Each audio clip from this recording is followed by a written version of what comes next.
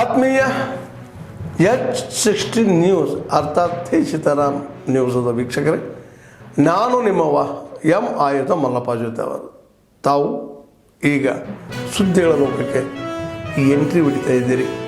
ಈ ಸುದ್ದಿಗಳನ್ನು ಪ್ರತಿಯೊಂದು ನೋಡೋ ಜೊತೆಗೆ ನಿಮ್ಮ ಅಭಿಪ್ರಾಯಗಳನ್ನು ಹೊಸ್ತಾ ಇರ್ರಿ. ಯಾಕಂದರೆ ಈ ಸುದ್ದಿಗಳು ನಿಮಗಾಗಿ, ನಿಮ್ಮ ಬದುಕಿಗಾಗಿ, ನಿಮ್ಮ ವೈಚಾರಿಕೆಗಾಗಿ, ನಿಮ್ಮ ತಿಳುವಳಿಕೆಗಾಗಿಯೂ ನಿಮಗೂ ಗೊತ್ತು.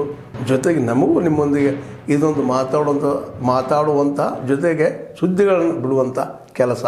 ಈ ಕೆಲಸದಲ್ಲಿ ನಾವು ನಿಮ್ಮೊಂದಿಗಿದ್ದೀವಿ ಅಂತ ಹೇಳ್ತಾ ನೋಡ್ತಾ ಇರಿ ಸುದ್ದಿಗಳನ್ನು. The scheme has extended to include all senior citizens of 70 years and above, irrespective of socio-economic status. More than 610 million beneficiaries, that is about 40% of India's population, are covered under the scheme. More than 86 million hospital admissions worth 1.19 trillion rupees have been authorized under the scheme.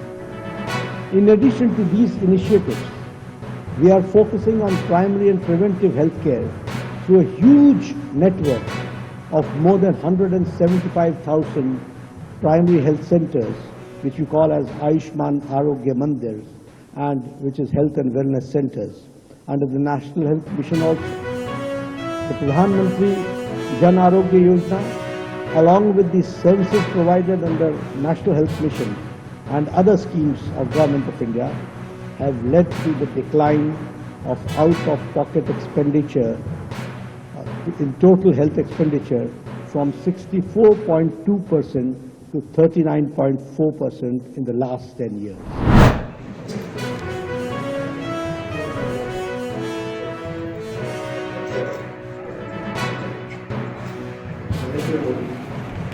Bharat की विरासत को योग culture देश को बदलने एकदम नया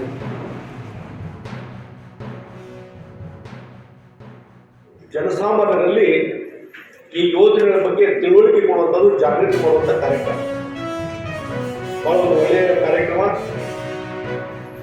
ಈ ಹಿನ್ನೆಲೆಯಲ್ಲಿ ಇವತ್ತೇನು ಕೇಂದ್ರ ಸರ್ಕಾರ ಸನ್ಮಾನ್ಯ ನರೇಂದ್ರ ಮೋದಿಯವರು, ದೇಶದ ಪ್ರಧಾನಮಂತ್ರಿಗಳು, ದೇಶದ ಒಬ್ಬ ಬಲಿಷ್ಠ ನಾಯಕ ಮತ್ತು ಇಡೀ ಜಗತ್ತಿನಲ್ಲಿ ಭಾರತ ದೇಶಕ್ಕೆ ಒಂದು ಗೌರವ ತರುವಂಥ ಕೆಲಸ ಇವತ್ತು ಯಾರಾದರೂ ಮಾಡಿದರೆ ಅದು ಪ್ರಧಾನಮಂತ್ರಿ ನರೇಂದ್ರ ಮೋದಿಜಿಯವರು ಅನ್ನುವಂಥ ಮಾತನ್ನ ಈ ಸಂದರ್ಭದಲ್ಲಿ ನಾನು ಹೇಳಬಯಸ್ತೇನೆ.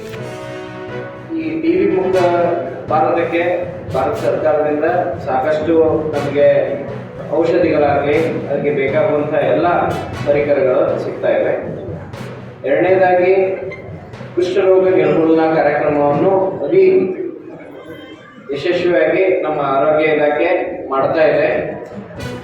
ಮತ್ತೆ ರಾಷ್ಟ್ರೀಯ ಪೋಷಣ ಅಭಿಯಾನ ಮತ್ತು ಅನೀಮಿಯಾ ಮುಕ್ತ ಭಾರತ ಅಂತೇಳಿ ಮೋದಿಸಿ ಅನ್ನುವ ಈ ಯೋಜನೆಯ ಒಂದು ಮುಖ್ಯ ಉದ್ದೇಶ ಏನು ಅಂತಂದ್ರೆ, ಇಲ್ಲಿ ನಾವು ಮೊದಲನೇದಾಗಿ ಲಿಂಗ ಪಕ್ಷಪಾತ ಮತ್ತೆ ಲಿಂಗ ಆಯ್ಕೆ ಮಾಡುವುದನ್ನು ತಡೆಗಟ್ಟುವುದು. ಅಂದರೆ ಎಲ್ಲ ಆಸ್ಪತ್ರೆಗಳಲ್ಲಿ PCPNDT ಆಕ್ಟ್ ಬಗ್ಗೆ ಅರಿವು ಮೂಡಿಸುವುದು ಮತ್ತು ಅಲ್ಲಿ ಲಿಂಗ ಆಯ್ಕೆಯನ್ನು ತಡೆಗಟ್ಟುವುದು. ಹುಟ್ಟುವ ಮುಂಚೆಗೇನೆ ಯಾವ ಲಿಂಗ ಅಂತ ಹೇಳಿ ಪತ್ತೆ ಹಚ್ಚುವುದನ್ನು ತಡೆಗಟ್ಟುವುದು ಇಲ್ಲಿ ಮುಖ್ಯ ಉದ್ದೇಶ ಆಗಿರ್ತದೆ. The Palakkad Industrial Smart City that is coming up, it's a continuous process and the center and states work together.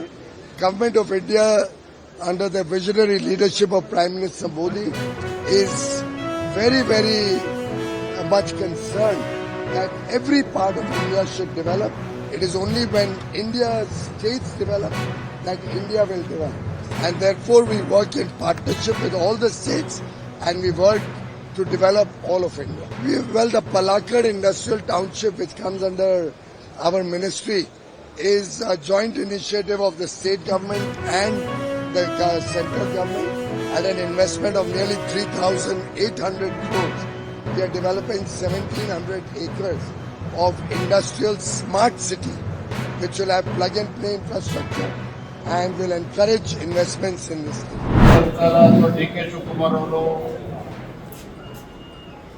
ಬೃಹತ್ ಬೆಂಗಳೂರು ಮಹಾನಗರ ಪಾಲಿಕೆ ಇದನ್ನು ಗ್ರೇಟರ್ ಬ್ಯಾಂಗ್ಳೂರ್ ಮಾಡ್ತೀವಿ ಅಂತೇಳಿ ಹೊರಟಿದ್ದಾರೆ. ಇದರ ಒಂದು ಈ ತೀರ್ಮಾನದ ಹಿಂದೆ ಸಾಧಕ ಬಾಧಕಗಳು ಇದ್ರ ಬಗ್ಗೆ ಚರ್ಚೆಯನ್ನ ನಗರದ ಪ್ರಮುಖರೊಂದಿಗೆ ಚರ್ಚೆ ಮಾಡಿದ್ದೇವೆ. ಎಲ್ಲರ ಒಮ್ಮತದ ಅಭಿಪ್ರಾಯ ಏನಪ್ಪಾ ಅಂತ ಹೇಳಿದ್ರೆ, ಗ್ರೇಟರ್ ಬ್ಯಾಂಗ್ಳೂರ್ ಇದು ಮಾಡೋದ್ರ ಮುಖೇನ ಬೆಂಗಳೂರನ್ನ ಹೊಡಿತಕ್ಕಂಥ ಕೆಲಸಕ್ಕೆ ಕೈ ಹಾಕಿದ್ದಾರೆ. ಖಂಡಿತ ಸರಿಯಲ್ಲ. ಬೆಂಗಳೂರಿನ ಅಭಿವೃದ್ಧಿಯ ದೃಷ್ಟಿಯಿಂದನೂ ಕೂಡ ಇದು ಒಳ್ಳೇದಲ್ಲ. ಯಾವುದೇ ಕಾರಣಕ್ಕೂ ಅವಕಾಶನ ಕೊಡಬಾರದು ಅಂತೇಳಿ ಸಭೆಯಲ್ಲಿ ಚರ್ಚೆ ಆಗಿದೆ. ಅದೇ ರೀತಿ ಏನು ಬರುವಂತ 3ನೇ ತಾರೀಕಿಂದ ಅಧಿವೇಶನ ಪ್ರಾರಂಭ ಆಗ್ತದೆ, ಬಜೆಟ್ ಅನ್ನ ಮಂಡನೆ ಮಾಡ್ತಾರೆ. ಈ ನಿಟ್ಟಿನಲ್ಲಿ ಕೂಡ ನಮ್ಮ ಎಲ್ಲ ಶಾಸಕರು, ವಿರೋಧ ಪಕ್ಷದ ನಾಯಕರು ಯಾವ ವಿಚಾರಗಳನ್ನ ಕೈಗೆತ್ತಿಕೊಳ್ಬೇಕು, ಸದನದಲ್ಲಿ ಯಾವ ವಿಚಾರಗಳು ಚರ್ಚೆ ಮಾಡಬೇಕು, ಇವೆಲ್ಲದರ ಬಗ್ಗೆ ಸಮಗ್ರವಾಗಿ ಚರ್ಚೆನ ಮಾಡಿದ್ದೇವೆ. ಆದ್ಮೇಲೆ ಎಲ್ಲ ಸುದ್ದಿಗಳನ್ನು ನೋಡಿದ್ರಲ್ಲ, ಏನು ಅನಿಸ್ತು ನಿಮಗೆ? ಇದರಲ್ಲೇ ನಿಮ್ಗೆ ಲೈಕ್ ಆಗಿರ್ಬೋದು, ಡಿಸ್ಲೈಕು ಆಗಿರ್ಬೋದು, ಕಾಮೆಂಟ್ ಬೇಡಪ್ಪ ಅಂತೂ ಅನಿಸಿರ್ಬೋದು, ಕಾಮೆಂಟ್ ಮಾಡಬೇಕಪ್ಪ ಅನಿಸಿರ್ಬೋದು, ಶೇರ್ ಮಾಡಬಾರ್ದಪ್ಪ ಅನಿಸಿರ್ಬೋದು, ಅದು ಮಾಡಬೇಕು ಅನಿಸಿರ್ಬೋದು. ಏನಾದರೂ ಆಗಲಿ ಶೇರ್ ಮಾಡ್ತಾಯಿರಿ, ಈ ನ್ಯೂಸ್ಗಳನ್ನ ಹಂಚ್ತಾ ಇರಿ, ಜೊತೆಗೆ ಇದಕ್ಕೆ ಸಬ್ಸ್ಕ್ರೈಬ್ ಆಗ್ತಾಯಿರಿ ಅಂತ ಹೇಳ್ತಾ H16 ನ್ಯೂಸ್ ಅರ್ಥಾತ್ ಹೇ ಸೀತಾರಾಮ್, ಇದು ಸತ್ಯದ ಕೈಗೆ ನಡಿ. ವಂದನೆಗಳು.